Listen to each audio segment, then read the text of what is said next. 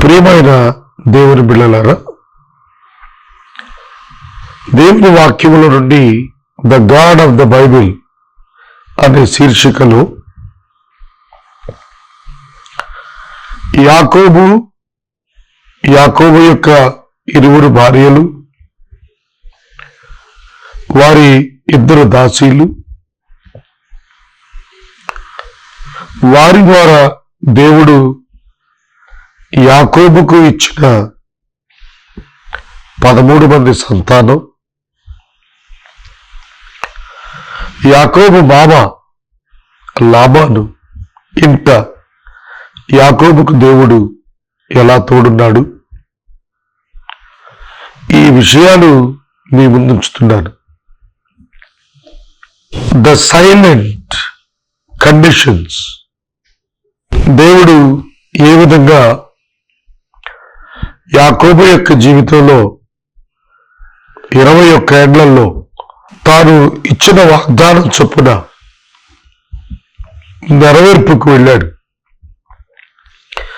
ఇది మనం ధ్యానించబోతున్నాం. ప్రతి మానవుడు తన జీవితంలో దేవుడు చేస్తున్న కార్యాలు తెలుసుకోవటం చాలా ముఖ్యం. అప్పుడే దేవునితో అతని సహవాసం పెరుగుతుంది. దేవుని యందు విశ్వాసం ఉంచిన వారు దేవుడు తమ జీవితాల్లో ఏ విధంగా పనిచేస్తున్నాడో గుర్తెరగగలగాలి.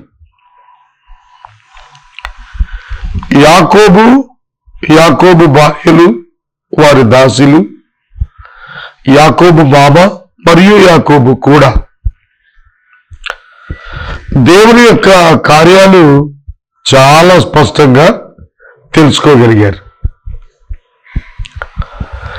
తమ జీవితంలో దేవుడు పనిచేస్తున్నాడు అని వారు సాక్ష్యం ఇచ్చారు. ఈనాడు ప్రతి క్రైస్తవుడు కూడా తన దేవుడు తన జీవితంలో పనిచేస్తున్నాడు అనే విశేషత గుర్తెరగబద్ధుడై ఉన్నాడు.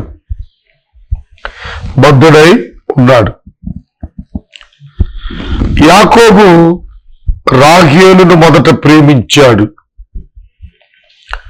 అందుకే రాహేలును వివాహం చేసుకోవటానికి ముందుకెళ్ళాడు. రాహేలును వివాహం చేసుకోవటానికి 7 సంవత్సరాలు యాకోబు మామగారి ఇంట పనివాడిగా పనిచేశాడు జీతానికి. కానీ లాబాను మోసం చేసి లేయాను అప్పగించాడు.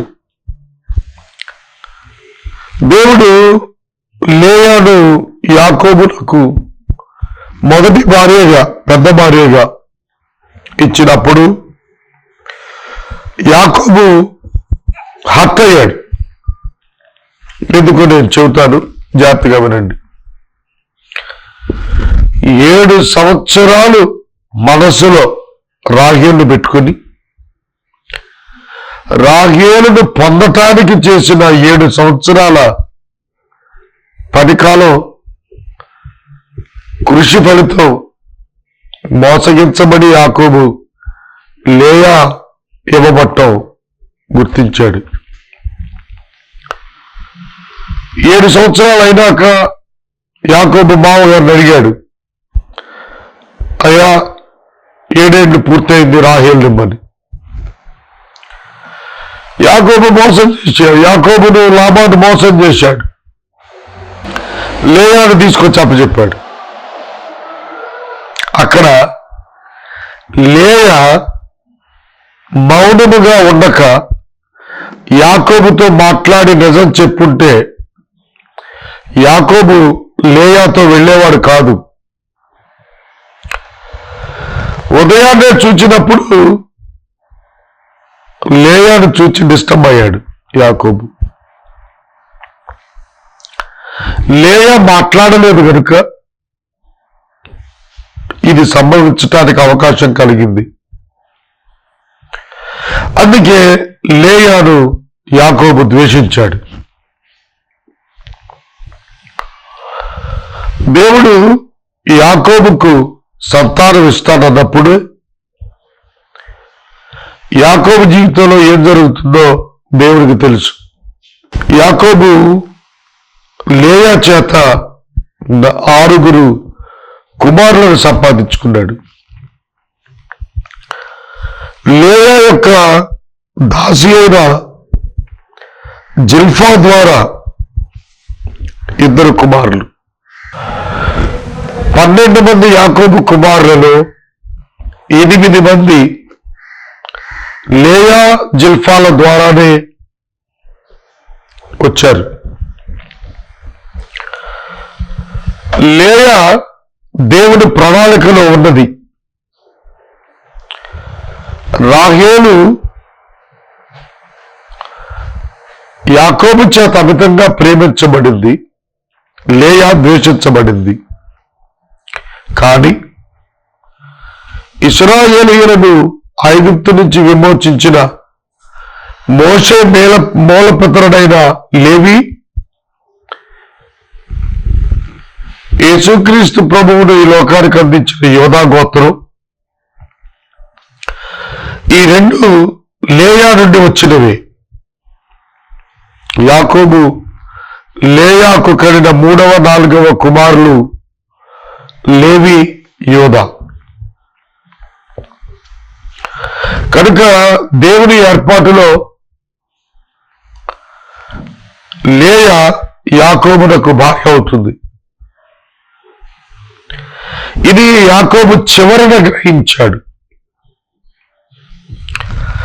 అందుకే లేయా సమాధి పక్కన తన సమాధి ఉంచమని కోరాడు యాకోబు తన మరణ అవసాన దశలో.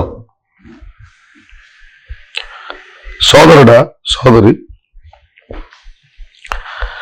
దేవుడు మన జీవితాల్లో కొన్ని ఎందుకు అనుగ్రహిస్తాడో మనకు అర్థం కాకపోవచ్చు.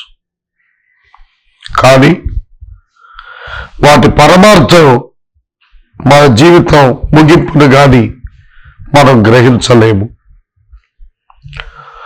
మనకు ఎందుకు అవాంతరాలు, ఆటంకాలు, మనం కోరుకోనివి ఎందుకు మన జీవితంలో ప్రవేశిస్తాయి?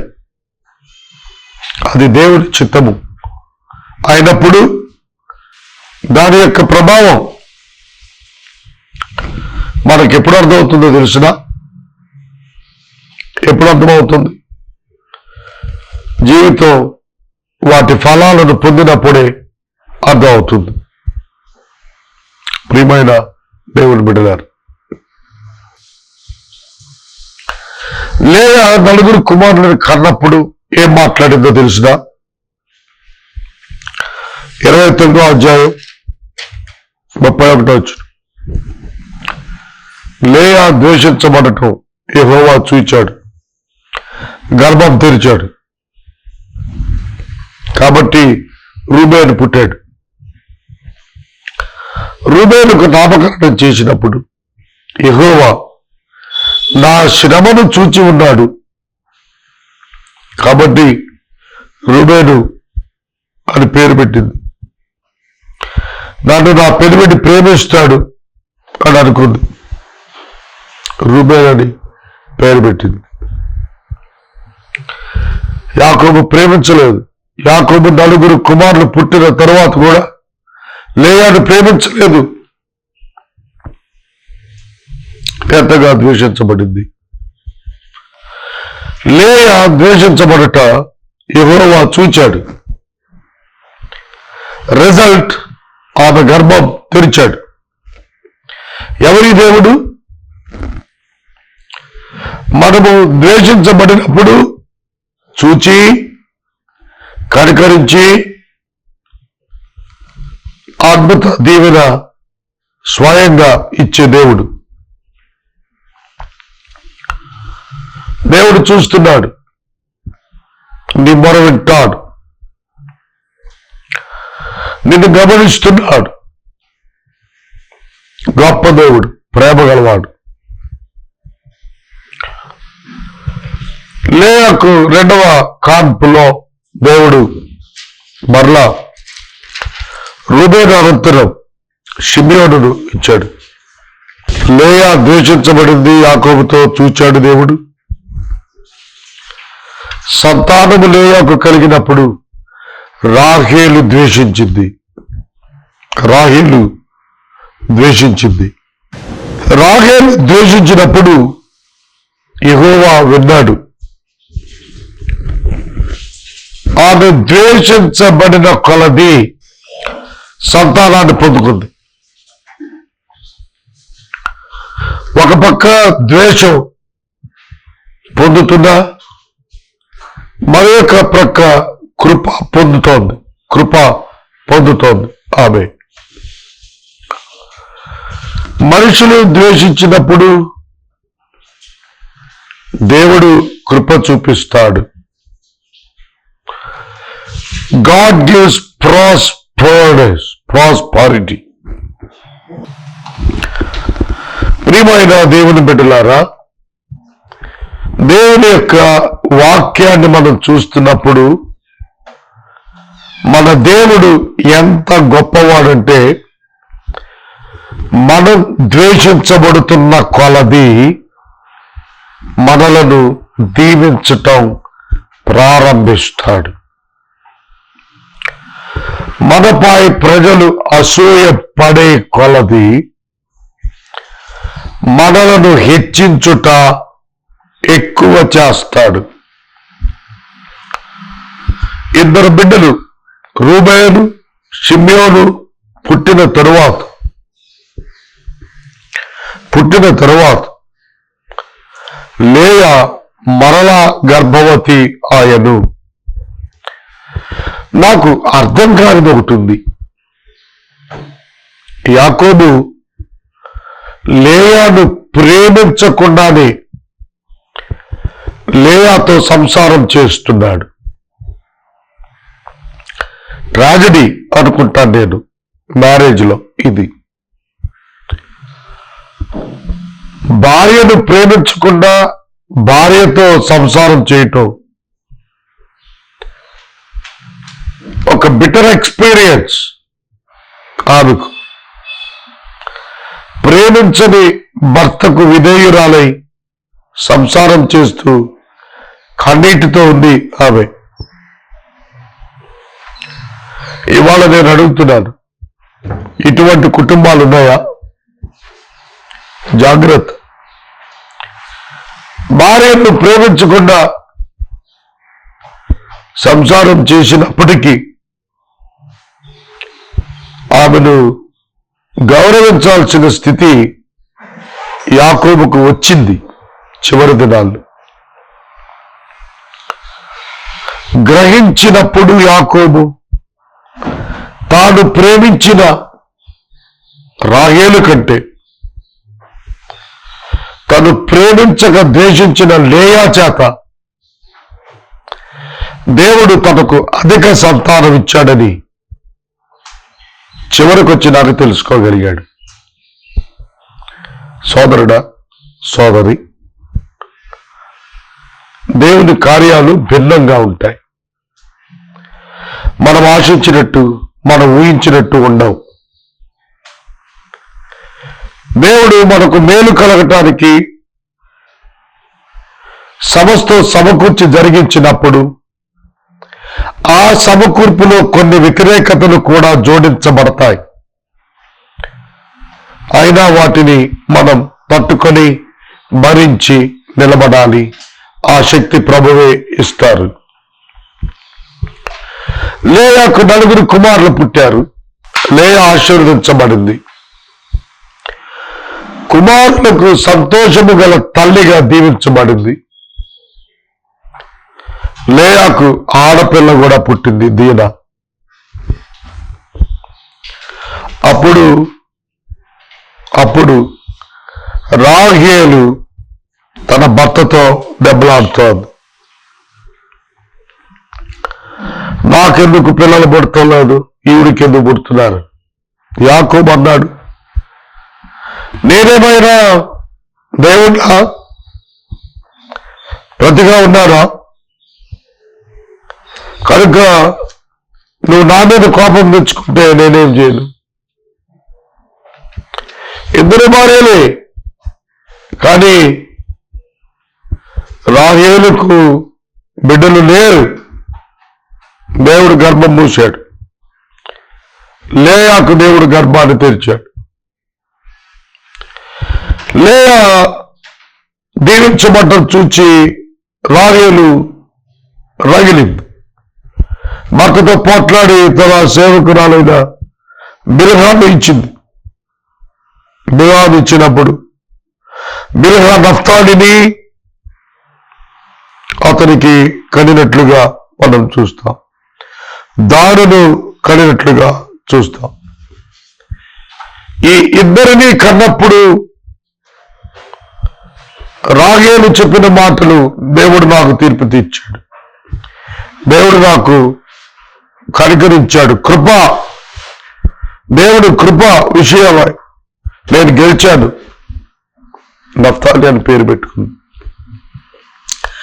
వాళ్ళ జీవితాల్లో దేవుడు ఏం చేశాడో వాళ్ళు చెప్పుకుంటున్నారు. They relate the incidents of their life with God. Are you doing that? ఈ దినం దేవుడు నాకు ఇది చేశాడు అని నువ్వు చెబుతున్నావా? నేనైతే ప్రతిరోజు చెప్పుకుంటాను. ప్రతి ప్రయాణంలో, ప్రతి సహోదర సహోదరుల సంభాషణలతో దేవుడు నాకు ఇది ఇచ్చాడని చెప్పుకుంటాను.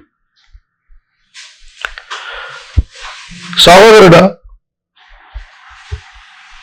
దేవుని యొక్క దాసుడైన యాకోబు జీవితంలో 6 కుమారులు, బిల్హా ద్వారా 2, రాహేలు ద్వారా, లేయా ద్వారా 4 వచ్చినప్పుడు మరలా లేయా తన దాసి జిల్ఫాను ఇచ్చినప్పుడు జిల్ఫా ద్వారా మరొక 2, తర్వాత మరలా లేయాకు మరొక 2, చివరిగా రాహేలుకు 2. ఇలా 12 మంది కుమారులు, ఒక కుమార్తె యాకోబు జీవితంలో 21 సంవత్సరాలలో దేవుడు అనుగ్రహించాడు. గర్భఫలము యెహోవా ఇచ్చు బహుమానం. అబ్రహామునకు దేవుడు వాగ్దానం చేసిన సంతానములో ఈ 12 మంది ఉన్నారు. వీరి ద్వారానే దేశాలు రాబోతున్నాయి. సోదరుడా, సోదరి, ప్రభువు ఎంత గొప్పవాడు. వారి జీవితాల్లో తన కార్యాలు చేశాడు. ఈ లోపల అతని మామగారు అతని గురించి చెప్పిన మాట ఆదికాండం 30:27. అందుకు లాబాను యాకోబుతో, నీ కటాక్షం నా మీదుంటే నా మాట విను.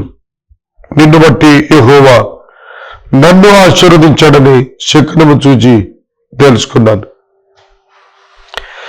నువ్వు పాదము పెట్టిన చోటల్లా యెహోవా నిన్ను ఆశీర్వదించాడు. చూడండి, యాకోబును బట్టి లాబాను ప్రతి స్థలములో ఆశీర్వదించబడినట్లు ఇక్కడ చెప్పబడతా ఉంది. లాబాను అంటున్నాడు, నీ వలన యెహోవా నన్ను ఆశీర్వదించాడు. ఇది నేను తెలుసుకున్నాను. నా అభివృద్ధికి కారణం నువ్వు నా ఇంట ఉండటమే.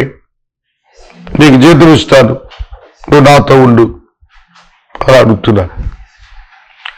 సోదరుడా, సోదరి, దేవుడు యాకోబును అభివృద్ధి చేయటానికి సంతృప్తి పడిన వాడై, ఇష్టపడిన వాడై లాబాను వద్ద అతనిని జీతానికించి లాబాను నుండి కొంత గొప్ప మందను యాకోబు సంపాదించుకునేట్లుగా దేవుడే చేశాడు. దేవుని చేత యాకోబు ఆశీర్వదించబడ్డాడని ఆనాటి ఆ కాలపు ఆ స్థలం ప్రజలు తెలుసుకోగలిగారు. ఆదికాండం 26లో ఇస్సాకు విషయం కూడా గెరారు రాజు అదే చెప్పాడు, దేవుని వల్ల నువ్వు ఆశీర్వదించబడ్డావు, అది నేను చూశానన్నాడు. మన జీవితాల్లో, మన కుటుంబాల్లో, మన బిడ్డలను దేవుడిచ్చుటలో, మన ఉద్యోగాల్లో, మన ఆదాయంలో, మన రాబడిలో, మన చేతి పనిలో దేవుడు జోక్యం కలుగు చేసుకుని ఉన్నాడు అనేది మనలో ఎంతమంది తెలుసుకున్నాము? ఎంతమంది తెలుసుకున్నాము? ఇది చాలా ముఖ్యమైనటువంటిది మిత్రులారా. ప్రతివాడు తెలుసుకోవాలి, దేవుడు జోక్యం చేసుకున్నాడని ప్రతివాడు తెలుసుకోవాలి. నేను నా జీవితంలో చాలాసార్లు అలా తెలుసుకున్నాను. దేవునిపై ఆధారపడి, దేవుని కొరకు ఎదురు చూచి, దేవుని సహాయంతో ఏ పని పొందాలని నేను వెళ్ళానో ఆ పనులు ఆయన మూలముగా అనుగ్రహించబడుట చూచాము. ఆయన మూలముగా అనుగ్రహించబడుట చూచాము. సహోదరుడా, సహోదరి, నేను వాక్యం చొప్పున మీకు తెలియజేస్తున్నాను. యాకోబును బట్టి లాబాను దీవించిన దేవుడు అబ్రహామును బట్టి అతని కుటుంబాలన్నిటినీ దీవించిన దేవుడు యేసుక్రీస్తుని బట్టి ఈ లోకమంతటిని దీవిస్తున్నాడు. ఇది మనం తెలుసుకోవాలి. యేసుని బట్టి దేవుడు మనలను ఆశీర్వదిస్తున్నాడు. ఇది మనం నేర్చుకోవాలి. ఈ పాఠం ప్రియమైన సహోదరి, సహోదరుడా,